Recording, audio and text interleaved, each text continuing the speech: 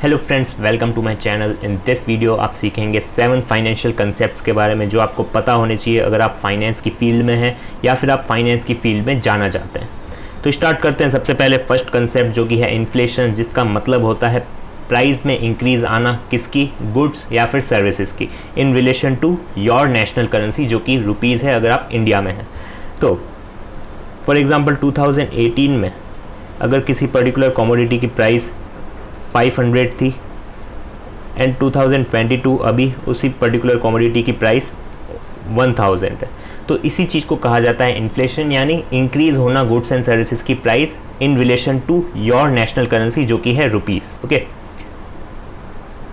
तो जब भी इंक्रीज़ होगी प्राइस में और उसी के साथ साथ आपकी वैल्यू ऑफ मनी जो है वो डिक्रीज़ होगी, यानी 2018 में अगर आपके पास 1000 रुपीज़ थे तो वो इक्वल नहीं होंगे आज के 1000 रुपीज़ के अकॉर्डिंग, उसकी वैल्यू जो है वो कम हो जाएगी बिकॉज प्राइस जो है वो इंक्रीज़ हुए हैं। ओके, एंड एक और चीज़ आपको ध्यान में रखनी है, क्या, जब भी इन्फ्लेशन आती है तो आपको ये उसकी रेट ध्यान रखनी है कि इन्फ्लेशन की रेट फॉर एग्जांपल 5% है तो आपकी इनकम जो है वो उसी के प्रोपोर्शनेटली राइज़ होनी चाहिए। ऐसा नहीं होना चाहिए कि आपकी इनकम इंक्रीज़ हो ही नहीं रही है बट इन्फ्लेशन तो आएगी 5% तो उसके अकॉर्डिंग आपकी वैल्यू ऑफ मनी जो है वो कम होती रहेगी, तो उसमें आपको लॉस होता रहेगा। ओके, भले ही आपकी सैलरी जो है वो उतनी की उतनी है बट इन्फ्लेशन आ रही है तो आपकी वैल्यू ऑफ मनी डिक्रीज़ हो रही है। तो आपको ये चेक करते रहना है कि इन्फ्लेशन रेट के अकॉर्डिंग आपकी सैलरी जो है इंक्रीज़ हो रही है या नहीं हो रही है। ओके, एंड नेक्स्ट एक और चीज़ ध्यान में रखनी है, impact on price when selling cross borders. अगर आप क्रॉस बॉर्डर्स एक्सपोर्ट करते हैं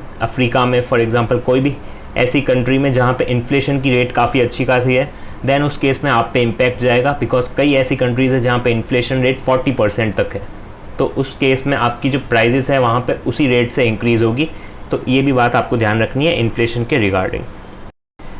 नेक्स्ट कंसेप्ट इज़ लिक्विडिटी, जिसका मतलब होता है कि कितनी आसानी से एंड क्विकली आप एसेट को कैश में कन्वर्ट कर सकते हैं एंड उसकी मार्केट वैल्यू में कोई भी तरह का कमी नहीं आनी चाहिए, या फिर ऐसे नहीं होना चाहिए कि उसकी मार्केट वैल्यू काफ़ी कम हो गई उसको कैश में कन्वर्ट करने से। फॉर एग्जांपल एफडीज़, तो उसमें आपको क्या होता है, एग्जिट लोड देना पड़ता है कुछ % का, राइट, तो उस केस में उसकी लिक्विडिटी कम रहती है। एंड सेविंग बैंक अकाउंट में आप हाथों हाथ कैश निकाल सकते हैं तो उसकी लिक्विडिटी ज़्यादा रहती है। तो इस चीज़ का मतलब होता है लिक्विडिटी। तो कॉर्पोरेट्स जो होते हैं, कंपनीज जो होती है बड़ी बड़ी, उनको मेंटेन करके रखना पड़ता है बैलेंस्ड लिक्विडिटी। ऐसे एसेट्स भी होते हैं उनके पास जिनकी हाई लिक्विडिटी है, फॉर एग्जांपल कैश जो है वो सबसे ज़्यादा लिक्विड एसेट माना जाता है। ऐसे एसेट्स जिनकी लिक्विडिटी कम होती है, फॉर एग्जांपल रियल एस्टेट, उसमें ईजिली एंड क्विकली आप कैश में कन्वर्ट नहीं कर सकते, राइट, तो ऐसे एसेट्स को कहते हैं less liquid. And saving bank account, cash या फिर ऐसे बॉन्ड्स जो रेडीली कन्वर्टेबल होते हैं तो उनको हाईली लिक्विड कहा जाता है। Okay, next is bull market. तो आपने सुना होगा कई बार बुल एंड बेयर। तो बुल मार्केट क्या होता है, सिंपल सा आपको पता होगा कि मार्केट जब राइज करता है, बट इसका राज क्या है, यानी इसको बुल मार्केट ही क्यों कहा जाता है। तो आप कभी भी देखेंगे बुल को, वो अटैक हमेशा यूँ नीचे से ऊपर सींग मार के करता है। ओके, तो इसीलिए नाम पड़ गया इसका बुल मार्केट। तो और कोई मेन रीज़न नहीं है बुल मार्केट कहने का, सिर्फ ये है कि जब भी वो अटैक करता है तो वो नीचे से ऊपर की तरफ करता है। ओके, तो इस तरीके से ग्राफ भी जाता है तो उसको बुल मार्केट कहा जाता है। इसका मतलब होता है कि इकोनॉमी जो है वो राइज कर रही है एंड मार्केट्स जो है वो हेल्दीली परफॉर्म कर रहे हैं, अच्छा परफॉर्म कर रहे हैं एंड ऊपर की तरफ जा रहे हैं, एंड वो भी एक्सटेंडेड पीरियड ऑफ टाइम।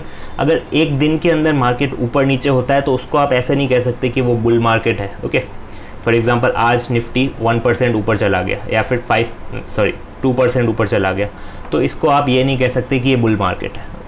आपको एक्सटेंडेड पीरियड ऑफ टाइम देखना है, 1 ईयर 2 ईयर, तो आप कह सकते हैं कि ये बुल मार्केट है। बट एक सिंगल डे या फिर एक वीक के अंदर आप ये नहीं बता सकते कि ये बुल मार्केट है या फिर बेयर मार्केट है। आपको over the period of time देखना पड़ेगा, एकदम जूम आउट करके देखना पड़ेगा कि ये बुल मार्केट है या फिर बेयर मार्केट है। नेक्स्ट अब बात करते हैं बेयर मार्केट की। तो बेयर मार्केट को बेयर कहने का राज क्या है, जब भी आप देखेंगे कि बेयर जो अटैक करता है वो नीचे की तरफ पंजा मार के करता है, तो इसीलिए इसका नाम पड़ गया बेयर मार्केट, बिकॉज इसमें मार्केट्स जो है वो डिक्लाइन करते हैं एंड इकोनॉमी जो है वो भी लो फेज़ में रहती है unemployment and falling share prices के कारण।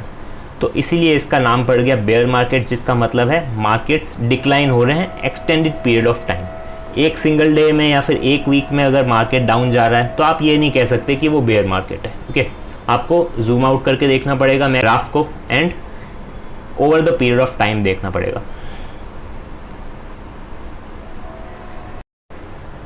Next concept is risk tolerance, जिसका मतलब होता है कैपेसिटी ऑफ टेकिंग रिस्क। तो जिसकी जितनी कैपेसिटी होगी वो उस तरीके से अपनी मार्केट में मूव लेता है। हाई रिस्क कैपेसिटी है उसकी, यानी हाई रिस्क टॉलरेंस, देन वो एग्रेसिव ट्रेडर कहलाएगा, एंड वो ट्राई करेगा ज़्यादा से ज़्यादा रिटर्न लेने की इन शॉर्ट टर्म। वो ज़्यादा वेट करने की नहीं सोचेगा कि लॉन्ग टर्म के लिए एक बार पैसा डाल के बैठ जाऊँ। वो एग्रेसिव ट्रेड करेगा इन शॉर्ट टर्म ताकि ज़्यादा से ज़्यादा रिटर्न उसको मिल सके। हो सकता है लॉस भी हो सकता है, बिकॉज जितना ज़्यादा रिस्क उतना ज़्यादा लॉस के भी चांसेस रहेंगे, बट वो एग्रेसिव है, इसका मतलब रिस्क कैपेसिटी उसमें ज़्यादा है, वो ज़्यादा रिस्क लेना पसंद करता है। एंड लो रिस्क टॉलरेंस का मतलब होता है डिफेंसिव, एंड वो ट्राई करता है wait for long term to get good returns. For example कई ऐसे इन्वेस्टर्स होते हैं जो 20-20 साल इन्वेस्ट करके चलते हैं अपना पैसा। जब भी कोई मार्केट में डाउन साइड आता है तो वो इन्वेस्ट कर देते हैं, और बट वो अच्छा खासा मेंटेन करके चलते हैं लॉन्ग टर्म के लिए, ताकि रिस्क भी लो रहे और अच्छे रिटर्न्स भी मिल सके लॉन्ग टर्म में। ओके, तो दोनों ही अच्छे ऑप्शंस हैं, सबका अपना अपना नेचर होता है, तो उसके अकॉर्डिंग रिस्क टॉलरेंस कैपेसिटी भी सबकी अलग अलग होती है। Okay, next is asset allocation and diversification. तो asset allocation and diversification similar terms ही है।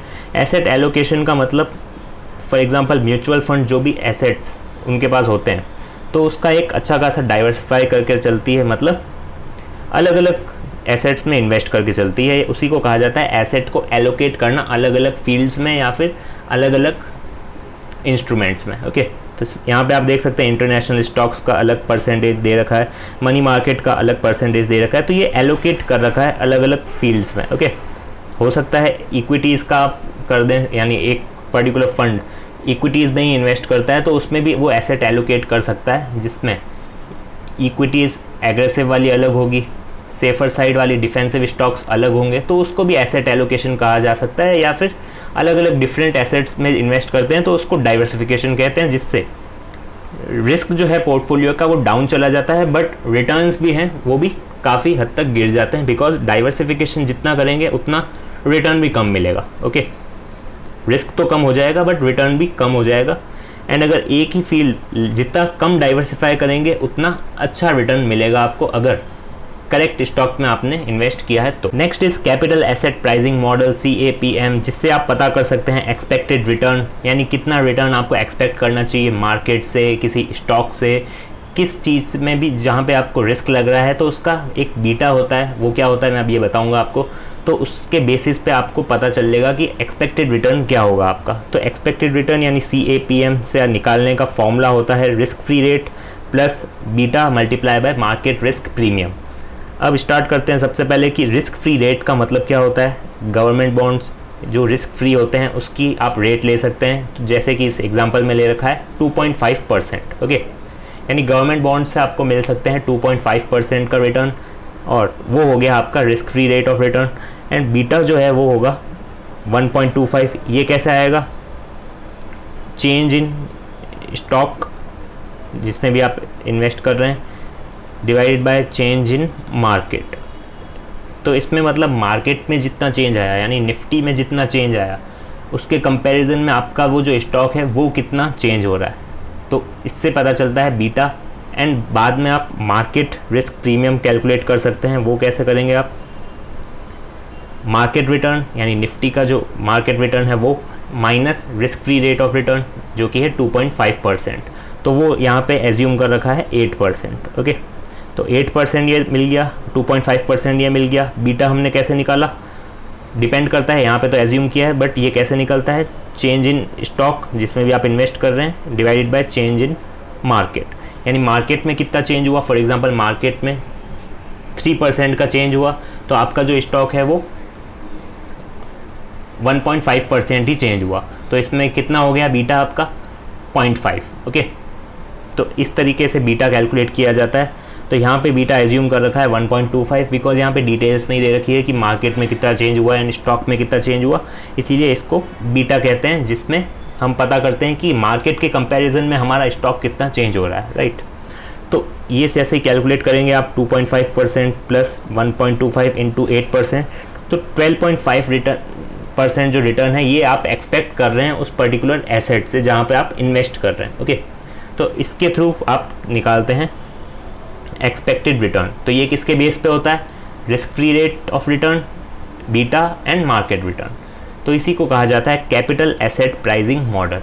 इसमें आप किसी भी एसेट में आप इन्वेस्ट कर रहे हैं तो उसका एक एक्सपेक्टेड रिटर्न निकाल सकते हैं कि कितना आपको रिटर्न एक्सपेक्ट करना चाहिए उस पर्टिकुलर एसेट से, उससे कम आप एक्सेप्ट ही नहीं करेंगे। ओके, तो इस तरीके से कैपिटल एसेट प्राइसिंग मॉडल काम करता है।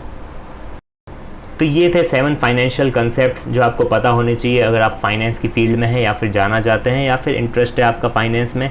एंड वीडियो अच्छा लगा हो तो आप सब्सक्राइब कर सकते हैं चैनल को and also hit the bell icon ताकि आपको लेटेस्ट अपडेट्स की इंफॉर्मेशन मिल जाए।